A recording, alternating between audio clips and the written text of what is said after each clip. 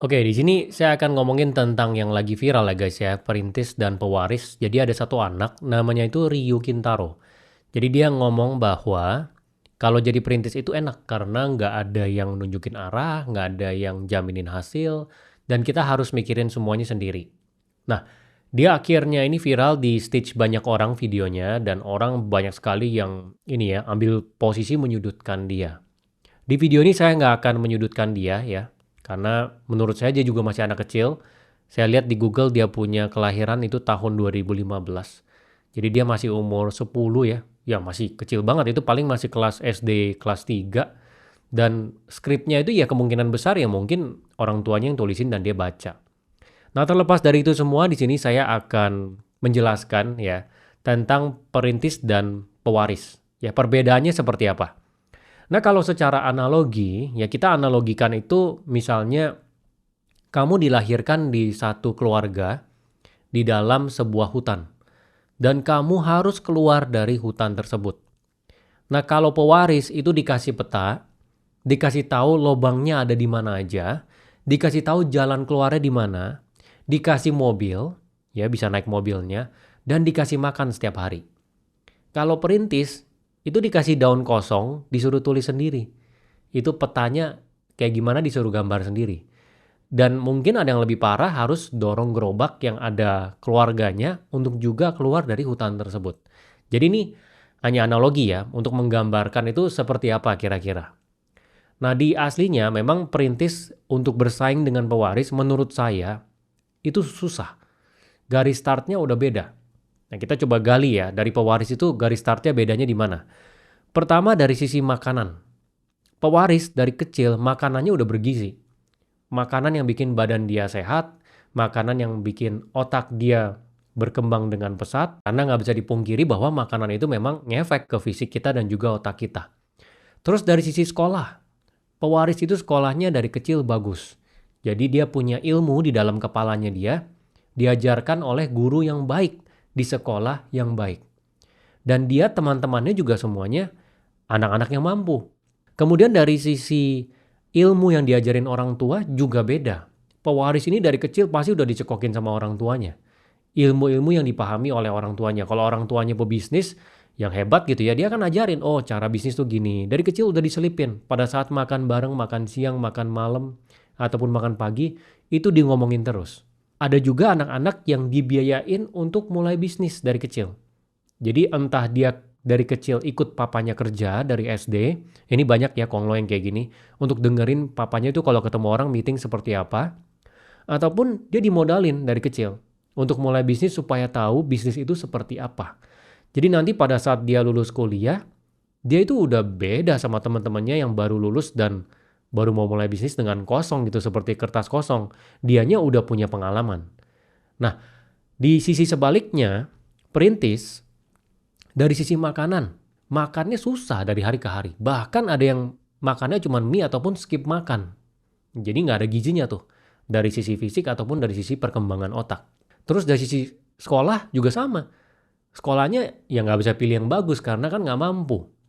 Ya orang tuanya ya seadanya, pilih ada sekolah apa, atau bahkan cari sekolah yang mungkin gratis, yang kan juga ada tuh ya sekolah-sekolah yang gratis untuk anak-anak yang nggak mampu, ya mungkin di sana.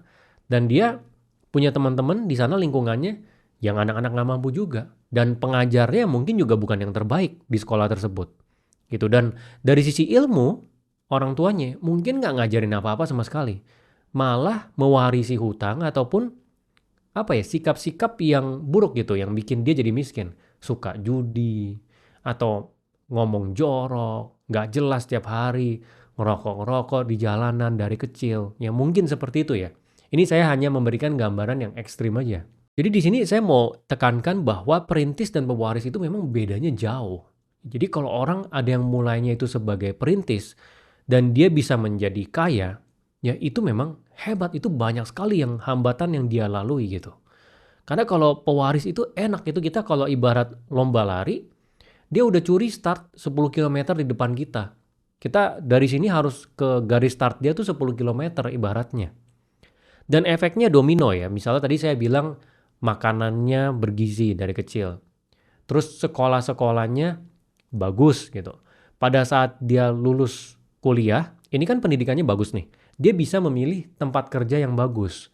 Karena tempat kerja yang bagus, kayak misalnya bank, ataupun investment banking, ataupun consulting, private equity, atau perusahaan-perusahaan yang besar lah, skala global dunia. Mereka ketika menyaring murid, itu milih dari yang universitasnya bagus dulu. Memang ya, ada perusahaan yang bilang, oh sekarang kita nggak lihat universitasnya mana. Tapi kebanyakannya, kenyataan di lapangan, itu memang mereka ngelihat dulu, oh dari universitas top di Indo nih, universitas top di Amerika nih. Jadi universitas top punya murid yang dapat kesempatan untuk dapat perusahaan yang bagus. Jadi efeknya domino. Ketika dia dapat pekerjaan di perusahaan yang bagus, selanjutnya dia cari pekerjaan, dapat yang bagus juga. Domino. Sedangkan yang perintis nih, ketika dia pendidikannya jelek, dia lulus, dia dapat pekerjaannya yang seadanya aja. Apalagi yang nggak sekolah ya, dia cari yang seadanya aja. Atau bahkan ada yang jadi, misalnya jadi kuli bangunan, atau misalnya jadi tukang parkir, seadanya dulu. Gitu. Jadi dari sana dia bisa hidup, baru nanti dia cari kesempatan lagi buat naik level, tapi jauh banget dibandingin dengan orang yang tadi langsung wah jadi misalnya masuk manajemen trainee di perusahaan yang besar, langsung belajar banyak hal gitu. Jadi bedanya sangat jauh dan efeknya domino, itu dimulai dari kecil. Jadi memang ketimpangan itu ada ya, dan kalau orang bilang orang yang kerja keras itu bisa kaya, kerja keras doang menurut saya nggak cukup. Ya karena banyak sekali faktornya. Orang yang punya privilege dan dia kerja keras, dia pasti menang melawan orang yang nggak punya privilege tapi kerja keras. Karena memang dia sudah ada curi start, dia udah unggul. Tapi biasanya yang kalah adalah yang punya privilege tapi males-malesan. Dia kalah sama yang nggak punya privilege tapi kerja keras. Nah sekarang kita coba gali lebih dalam ya. Sebagai perintis itu kalau kita lihat sisi positifnya, ya sebenarnya juga ada juga gitu. Walaupun ya secara umum pasti orang-orang semua nggak mau, saya juga nggak mau, maunya pewaris anak dari konglomerat gitu. Terus kita kerja keras, itu udah paling enak deh. Tapi kita coba sekarang lihat bareng-bareng. Perintis itu seperti apa sih? Perintis itu positifnya ya. Biasanya ya, kalian coba nonton nanti di Netflix ada satu film namanya Mad Unicorn, ataupun yang namanya Trillion Game. Coba deh nanti cari dan nonton. Itu kurang lebih gambaran perintis ya. Jadi dia mulainya dari nol semuanya, dia harus berlawanan dengan orang-orang yang mereka adalah pewaris. Biasanya memang kalau orang-orang yang perintis dari kecilnya, dan dia menjadi pebisnis yang besar gitu, dia punya mental itu baja. Karena dia harus melewati banyak sekali tantangan. Ya dia harus benar-benar mencari tahu cara untuk memulai, membesarkan, misalnya pebisnis ya, dari kecil sampai besar, melewati segala kesulitannya, mencari pendanaan, atau apapun itu semuanya sendiri. Beda dengan pewaris yang tadi ditunjukin jalan segala macam udah ada koneksinya. Jadi mentalnya biasanya mental baja. Dan ada kebanggaan tersendiri ya ketika dia bisa mencapai titik suksesnya sebagai perintis, dia akan ada kebanggaan tersendiri di mana, oh dia mulainya itu dari nol. Ya memang ini penting nggak penting ya. Itu kan cuma buat cerita ke orang lain. Oke, gue mulainya dari nol nih. Ya udah, terus so what gitu titiknya. Ya udah sampai di titik yang di atas, yang dimana ada juga pewaris yang sampai di titik di atas dan dia nggak mulai dari nol. Nah sekarang kita lihat dari sisi pewaris. Pewaris memang enak. Ya banyak sekali anak konglomerat yang jago-jago juga. Misalnya seperti Pak Antoni Salim. Itu kan anak dari konglomerat. Dan dia pinter, dia kerja keras, dia besarin lagi bisnisnya. Gitu. Misalnya kalau kita lihat keluarganya Jarum kan juga sama gitu ya, dari generasi ke generasi anaknya pinter dan bisa lebih gedein lagi bisnisnya, bisa diversifikasi. Itu enak banget dibanding dengan perintis. Tapi kita lihat juga jadi pewaris itu ada kekurangannya. Ini kita ngomong fakta aja ya. Saya juga pernah jadi bankir, ketemu dengan banyak anak-anak yang merupakan pewaris dan tahu gitu keluh kesahnya sebagai pewaris itu apa. Misalnya mereka itu berada di bawah bayang-bayang orang tua. Ya selalu dikejarin gitu, dibandinginnya sama orang tuanya. Coba kalian lihat konglomerat-konglomerat yang ada di Indonesia. Itu kalau ketemu anaknya, selalu dibandinginnya dengan orang tuanya. Oh, kamu nih minimal harus kayak papa dong, gini-gini gitu. Kalau misalnya dia gagal, wah nggak bisa kayak papanya. Kalau dia berhasil, dibilangnya, wah ini gara-gara papanya. Gitu. Jadi selalu ada di bawah bayang-bayang orang tua. Itu rata-rata punya perasaan itulah. Gitu ya. Ada yang nggak peduli dengan perasaan itu, tapi ada yang peduli dengan perasaan itu. Terus ada juga yang nggak suka dengan bisnis orang tuanya. Jadi nggak semua pewaris mau melanjutkan. Mereka kan punya passion sendiri. Dan ini terjadi juga loh di family business. Jadi papanya punya pabrik plastik misalnya. Tapi anaknya sukanya desain. Dia nggak mau lanjutin ke pabrik kerja gitu, balik dari Amerika walaupun dikasih pendidikan yang bagus gitu ya di luar. Balik orang tuanya harap dia untuk gabung gitu di perusahaan, dia nggak mau. Banyak loh yang seperti ini dan anaknya nggak mau gitu, tapi dipaksa. Ya mau nggak mau gitu ya. Kalau biasanya sih yang orang tuanya memang nggak ada penerus, dia akan paksa anaknya untuk lanjutin karena mau kasih siapa lagi bisnisnya. Tapi ada juga yang dia melepas ya, anaknya jadi sendiri gitu. Jadi ini memang kekurangannya dari pewaris. Dan yang ikut ke orang tuanya, itu banyak sekali yang ekornya dipegang. Jadi maksudnya tuh dia dikontrol, dia mau ngapa-ngapain harus minta izin ke orang tua. Harus nurut dengan orang tua karena dia dikasih uang sama orang tuanya. Jadi skemanya biasanya kalau pewaris itu kerja di dalam family business, lanjutin bisnis orang tuanya, dia akan dikasih gaji sebagai profesional. Saham biasanya nggak dikasih dulu, biasanya saham dikasih ketika orang tuanya udah meninggal. Tapi ada juga yang kasih sahamnya di depan sebelum meninggal.